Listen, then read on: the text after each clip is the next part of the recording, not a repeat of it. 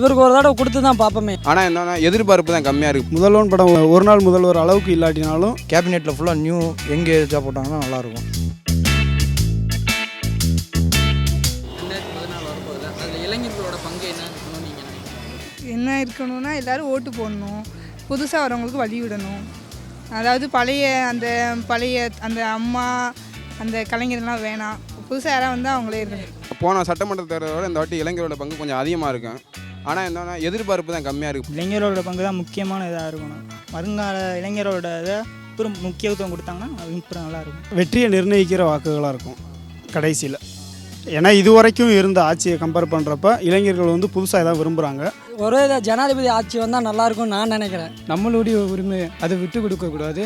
நம்மளுக்கு பிடிக்குதோ பிடிக்கலையோ அவங்களுக்கு யாருக்கு ஓட்டு போட உரிமை இருக்கோ அவங்களுக்கு போய் ஓட்டு போடுங்க, அதை தவற விட்டுறாதீங்க.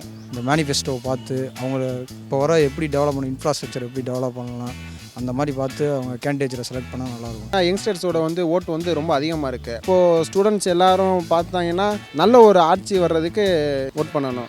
விஜயகாந்த் வந்து முதல்வரானா எப்படி இருக்கும்? நல்லா தான் இருக்கும், கொஞ்சம் ஜாலியாக இருக்கும். ஏன்னா அவர் பேசுகிறதுலாம் கொஞ்சம் நல்லா இருக்குது. அவர் வெற்றி பெற்றா என்ன எல்லாத்தையும் போட தான் பேசுவார். இது வரைக்கும் யாரும் அவ்வளோவா இது பண்ண மாதிரி தெரில.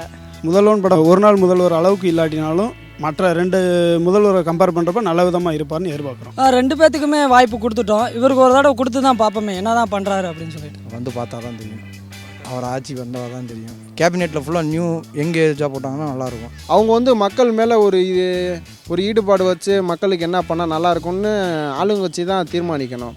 அவங்க அந்த மாதிரி தீர்மானித்தாலே நாடு நல்லாயிருக்கும், வீடு நல்லாயிருக்கும்.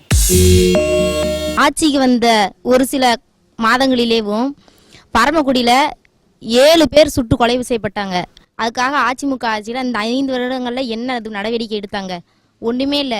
7 பேரோட உயிர் தான் போச்சு, அவங்களோட குடும்பங்கள் தான் நடுத்தெருவில் வந்து நின்றது. அடுத்து ஒரு சில மாதங்கள் தள்ளி வந்து பார்த்தீங்கன்னா இளவரசன் வந்து கொலை செய்யப்பட்டார். அது என்ன, யார் கொலை பண்ணாங்க, அது கொலையா தற்கொலை என்ன, எதுவுமே கிடையாது.